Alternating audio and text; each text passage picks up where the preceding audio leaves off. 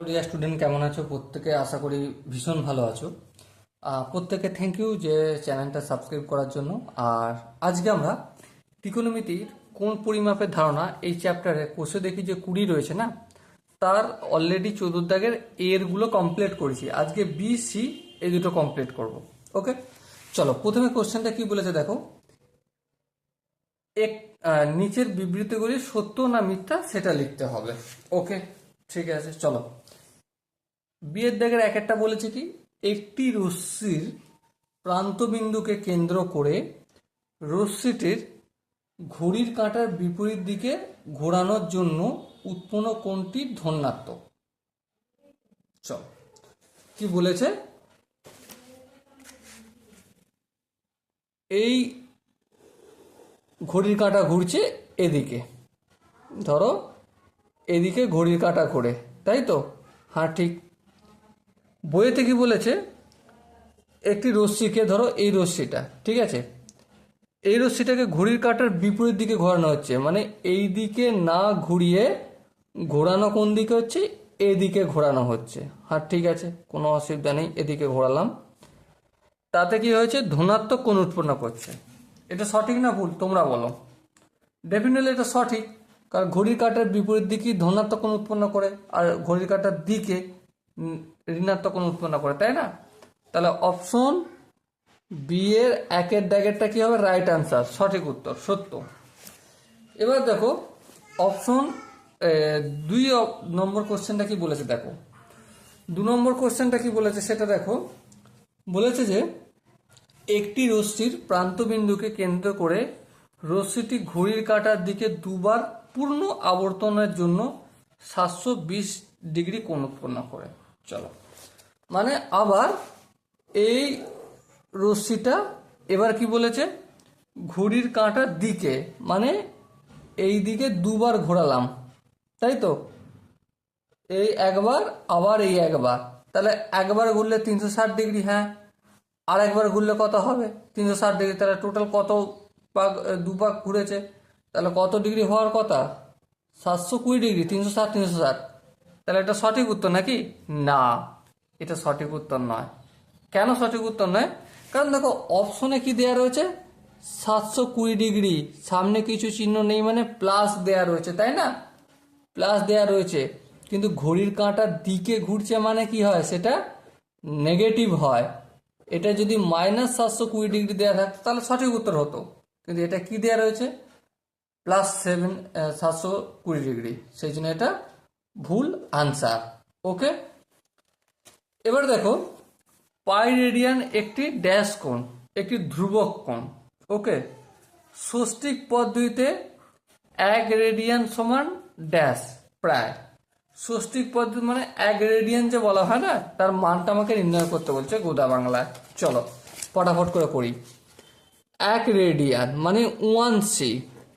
দেখো আমরা একটা জিনিস জানি, এই কোশ্চেনটা হচ্ছে 14 দাগের সি এর 2 এর কোশ্চেন। ওকে, ষষ্ঠিক পদ্ধতিতে বের করবো। আমরা কি জানি, পাই রেডিয়ান ইকুয়াল টু 180 ডিগ্রি, এটা জানি। হ্যাঁ, ঠিক। এবারে দেখো এটা পায়ের জায়গায় আমি যদি 1 করি তাহলে কমছে, মানে ভাগ হবে 180/পাই, বেশ পুরোটার ডিগ্রি। এবারে ডিগ্রি যেহেতু, এই পাইটাকে হটিয়ে কি লিখতে হবে, পায়ের মান কত, 22/7। হ্যাঁ, ঠিক।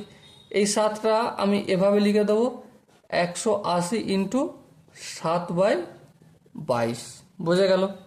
এবারে কাটাকাটি করব, 11 দুগুণে 22 আর 90 দুগুণে 80, বেশ 7×9 = 63, 630/11। এবার যদি পূর্ণয় করি 630 হলো, ঠিক আছে, এটা তো ডিগ্রিতে রয়েছে তাই না? হ্যাঁ, ঠিক। এবার দেখো 5 11 55 56 57 58 59 60 61 62 63 8 0 7 11 77, 3 ডিগ্রি বেঁচে গেল, আর এটা হচ্ছে 57 ডিগ্রি। তাহলে একটা বের হলো আমার 57 ডিগ্রি, ঠিক আছে, কোনো অসুবিধা নেই। তাহলে 180/π ডিগ্রিকে আমি এভাবে লিখতে পারি যে 57°/3/11, পুরোটাই ডিগ্রি লিখে দেওয়া যাক, এটা লিখলাম। কিন্তু একটা প্রশ্ন আসছে আমার, কি প্রশ্ন, যে এই এই 3/11 এটাকে আমি ভেঙে দেবো, এটা মিনিটে নিয়ে যাওয়ার চেষ্টা করব। ওকে, তো চলো নিজেই দেখো, 57° প্লাস 3/11 বেশ। এবারে 3/11টাকে আমি যদি কাজ করি একটু, কি হবে দেখো, আমরা কি জানি 1° সমান কত, 60 মিনিট, এটা কি জানি? হ্যাঁ জানি, ঠিক। তাহলে দেখো 3/11 সমান কত হবে বলো? অবভিয়াসলি 60 ইন্টু 3/11, তাহলে 318, 180/11 মিনিট হলো।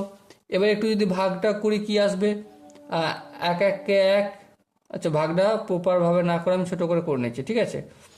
11 1 11, 11 12 13 14 15 16 17 18 7, চলো এখানটা দেখিয়ে দিই একটু। 180/11, 1 দিয়ে খাটালে 11 হবে, 1 করে 8, 7 হবে, 0 6 11 66, তাহলে কত হলো 490, তাহলে 16 পূর্ণ 4/11। ওকে, তাহলে এখানটা দেখো 16 পূর্ণ 4/11 মিনিট পেলাম, এই সরি সেকেন্ডের চিহ্ন হয়ে গেছে, একটা ডট। তাহলে লিখতে পারি কি 57° প্লাস 16 মিনিট প্লাস 4/11 মিনিট। হ্যাঁ ঠিক। এবার এই 4/11টাকে মিনিটটাকে সেকেন্ডে নিয়ে যেতে গেলে কি করতে হবে? সেম একই জিনিস, কি করতে হবে? 4 × 60/11 কাটাকাটি করব, ভাগ করে দিই, 4 240 হবে। এবার 11 দুগুণে 22, 2 করে দিয়ে 4, 2 দিতে 0, 11 1 11, কত হবে বলো? 9, তাই তো। দশমিক দিয়ে 0 হবে, 8 11 88, তাহলে 2 হলো। চলো আর করবো না। তাহলে কত আসলো? 57° 16 মিনিট আর 21.8 সেকেন্ড, 21.8 সেকেন্ড। ব্যাস, আনসার আমার হয়ে গেল। ওকে, সো আশা করি প্রত্যেকের এটা বোঝা গেছে। এবার দেখো 3-এর দাগে যে কোশ্চেনটা করেছে, কি বলেছে দেখো, 3π/8 পরিমাপের কোণটির সম্পূরক কোণের বৃত্তীয় মান কত? দেখো সম্পূরক কোণ আর পূরক কোণ মানে কি? সাপোজ মনে করো angle A plus angle B সম্পূরক কোণ হবে কখন? যখন এই দুটো কোণের সমষ্টি 180° হবে। ঠিক আছে, 180কে আমরা কি বলি? পাইও বলতে পারি। হ্যাঁ ঠিক। একটা তাহলে দেখো অ্যাঙ্গেল বি সমান কি? পাই মাইনাস অ্যাঙ্গেল এ। হ্যাঁ ঠিক। আচ্ছা, পাই মাইনাস অ্যাঙ্গেল এ বইতে কত বলেছে? 3π/8। এবার যদি বিয়োগ টিয়োগ করি, দেখো 8 হবে, লসাগু করলে 8-8-এর সঙ্গে পাই গুণ হয়ে যায়, 8π মাইনাস 3π ইকুয়াল টু কি হবে? 5π/8। ওকে, সো আনসার ক্লিয়ার।